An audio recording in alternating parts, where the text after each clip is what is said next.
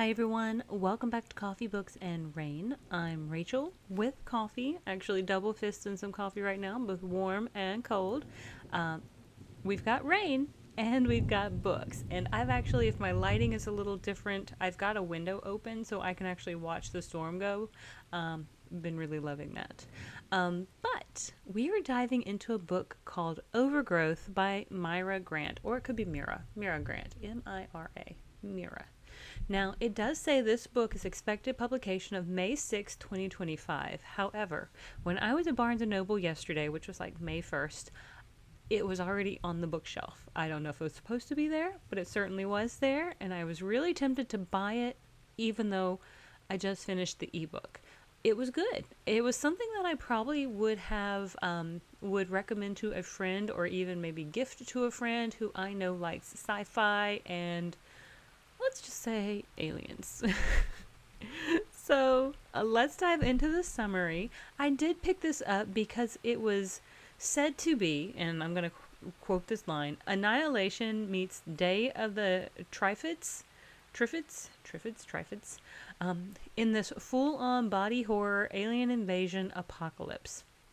So that's the only thing I read when I was considering requesting this book on NetGalley. And really glad I did. Thought it was really well done. And it also, I got it in audiobook, so that made it even better, which meant I could still do all the stuff I wanted to do without sitting down and like voraciously reading this book. Would it be worth voraciously reading? Yeah, probably. But I do have other things I need to do as well sometimes. So I'm kind of glad I had the audiobook for this one. It's approximately 480 pages in hardcover, which is another reason that I was glad I had the audiobook. And I want to say the audio was somewhere around 17 hours, something like that. This is just a story. It can't hurt you anymore. Since she was 3 years old, Anastasia Miller has been telling anybody who would listen that she's an alien disguised as a human being, and that the armada that left her on Earth is coming for her. Since she was 3 years old, no one was willing to listen.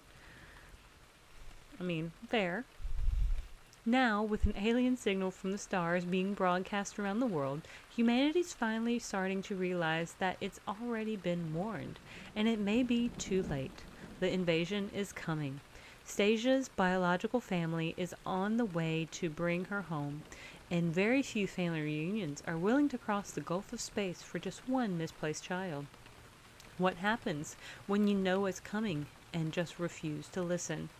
So this is considered horror, dystopia, aliens, fantasy, sci-fi, and all those. This book does have what could be interpreted as body horror. And it just means that, various things happen to the body that are kind of graphically depicted in words. So Anastasia, so let's just start off from pretty much the beginning, which is this asteroid meteor in space. It's flying by, so it's not like an asteroid when it just flies by Earth. Well, part of it, and on this asteroid are seeds, and something happens to this asteroid somewhere in space, maybe a gravitational pull, or maybe it hit another piece of space debris, and it kind of got jiggled a little bit. Let's just say it got kind of veered off course just a little bit. Some things got shaken loose, and now these seeds come plummeting to Earth and implant themselves wherever they kind of find themselves. These seeds do. And so that's kind of the first intro to what we get, is these seeds taking root in various places around the world. So then next we kind of fast forward a little bit of time. We don't know maybe how much time has really passed, but since these seeds have landed, but Anastasia is about 3 years old at this particular time, and man, she has an internal dialogue that is pretty significant for a 3-year-old. So that was one thing I kind of noticed. But she was, in her mind, talking to herself about how she really wanted to go to the woods. She loves the woods, but she's never really been let go into the woods by herself.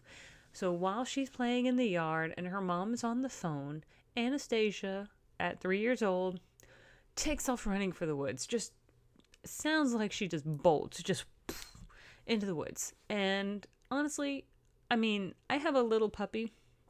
He's not little. He is small, but he's not young.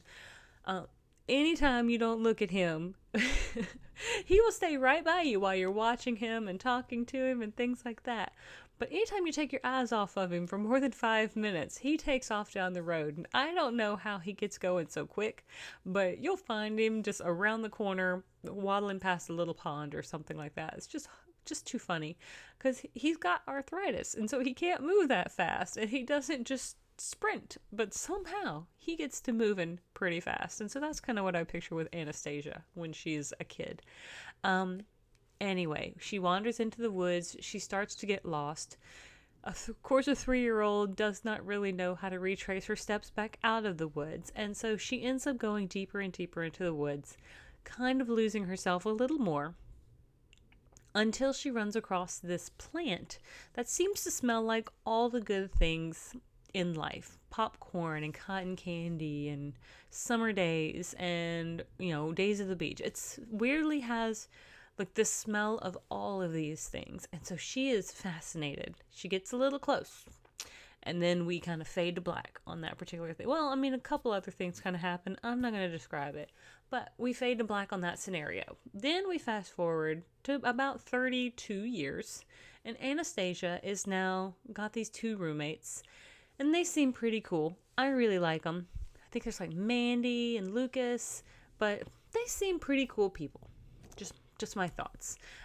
They both seem to like do their own thing. But Anastasia, she kind of works in a call center, and she's totally fine just kind of being like lower level, non-management, but she gets teased a lot at work. Like people take her stuff, and because she kind of acts like an outcast, and anybody who she encounters, if they say, "Hey, where are you from?" she's like, "Oh, I am a vanguard for an invading like alien race." Like pretty much, like she's like that is the very first thing she ends up telling people. And we do learn pretty quickly that it's more of a compulsion she has. Like, I don't know, I guess some people are like compelled to nick things, and I say nick things as in steal things, and I think that's kleptomania. So she has some sort of compulsion that is convincing her or telling her that she's got to say this every time she encounters new people. Now, she tries her best to kind of stave it off, but it doesn't really work that well. And ultimately, she just stops fighting it, and she just, like, she says it before she even thinks. Well, the work is fine. She doesn't mind the work. It's her coworkers that are really the biggest issue, because they really don't treat her well. Management is fine with her. Even though she's quirky, she gets her job done. She's reliable, dependable, and no issues from management. But her coworkers, just because she hasn't joined their co-worker tribe, tease her mercilessly to the point that she is frequently crying at her desk because she's being teased. And that's just horrible. Like, honestly, that is just a terrible thing to do to somebody. I don't care what their, like, nerdiness or geekiness or oddness is about them. Like, that's no way to treat another human being. So then we go kind of a little further, where a signal is released, and an observatory, I think is what it is, in Maine. Now she's in like Seattle or something like that on the West Coast. And this is set kind of in the future. I want to say like 2045 or 2050 something. It is set in the future, but not a not too distant future. So within 20-25 years, something like that. But a signal is released to the public that says, hey, this was picked up. And Anastasia understands what the signal means. And it means that her people are coming. Like, she now knows they are not too far away. And she's excited, but then she's not excited. She's worried because, like, she's excited because, like, quote unquote, they are her people, the people who she somehow is a part of. And yet, she's also worried about her friends and the members of humanity that she cares about, because she understands too that if they're coming this far, they are not strictly coming in peace. They are not just here to pick her up. They are here for a purpose.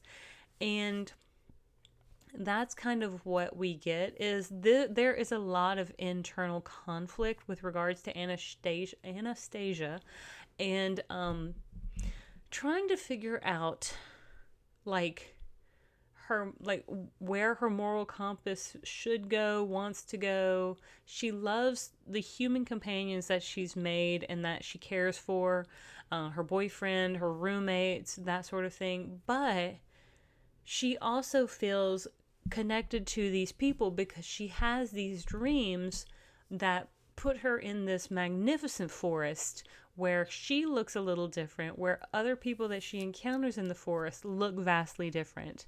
And this forest almost gives her this level of peace and calm that she doesn't find on Earth. So we kind of like we're kind of torn, like, as we watch Anastasia. Personally, I will say that I was kind of on the fence with, like, I like Anastasia, but there are a couple things about her that were really frustrating for me. I think my favorite character was Graham, her boyfriend, who really, really just seems to care so much about Anastasia and was one of the few people who truly believed Anastasia. And I say truly believed, but maybe not truly believed. He believed that she believed she was an alien, whereas other people just thought it was like an eccentricity of hers. Like, they didn't think she really believed it.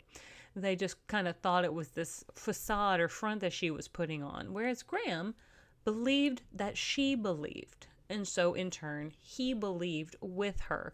Now, of course, we don't learn till later on that maybe Graham wasn't, like, again, like, didn't truly believe until other things come to light. And still, even though you kind of worry Graham's feelings are going to waver, they really don't. It was really, like, heartfelt to see. Like, it was really nice to see.